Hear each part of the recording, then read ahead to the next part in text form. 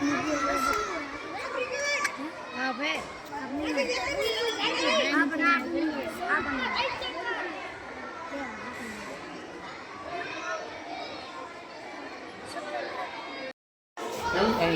भगवान हाय हम तो થાકી ગયો ભાઈ આ છોકરા કેમ છોકરા બતન બતાવ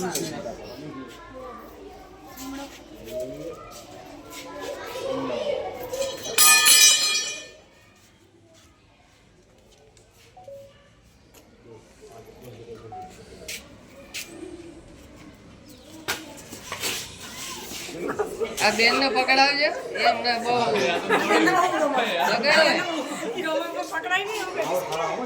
કોઈ રિસ્કી નહીં પહોંચી જાઓ જવું પડશે લેકિન નહીં ભાઈ તો સીડી જવું પડશે તમારે ઉપર એ બધા છોકરાને બોલાવો એટલે એમને આપણે થોડુંક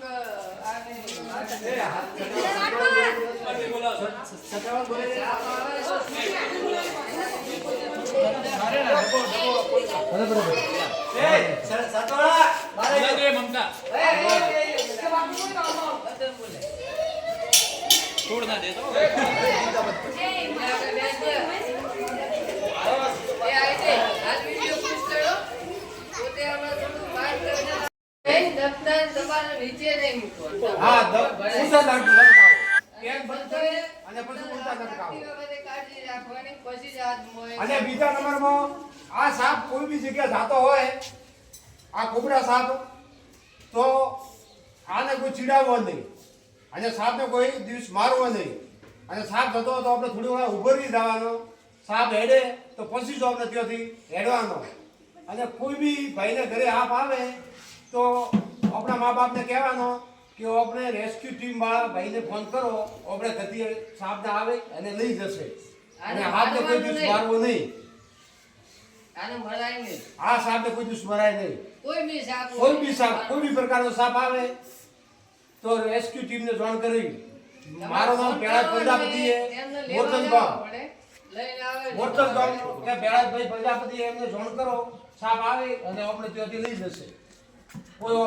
આપણા ઘરે હોય કોઈ બી જગ્યાએ હેરાન પરેશાન કરતો હોય તો તરત ફોન કરવો અને બાથરૂમની અંદર આપણે જવા ને તો પહેલા ખ્યાલ રાખો કે બાથરૂમની અંદર સાપ તો નહીં જ કોઈ ભરાય દો ઈ ખાસ ખ્યાલ રાખો કોઈ ઠંડી જગ્યા હોય પાણી ઢોળાતું હોય બાથરૂમ ભાઈ ચટણી પાણી પીવાનો તો મૂકો હોય તો ઈ ખ્યાલ રાખવો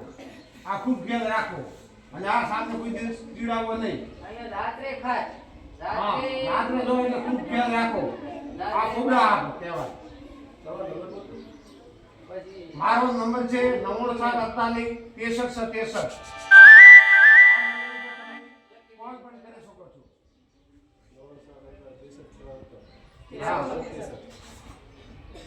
સમજ્યા ને બાળકો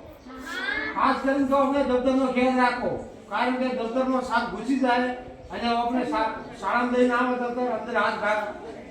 ચોપડો લો એટલે આપણે સાપ ગળગી જાય તો ખાસ કરીને વાક્ય રાખો બરોબર હવે આ સાપનો તારા ઘર તો એકદમ કાફી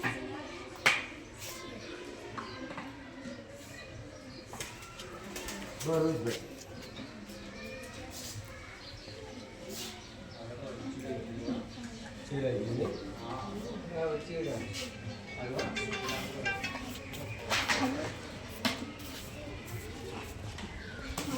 આ સાપને મેં ડબ્બામાં ભરી દીધો અને હવે સારી જગ્યા પર જાય અને આ સાપને હું મૂકી આપશું ધન્યવાદ સાહેબ ઓકે સાહેબ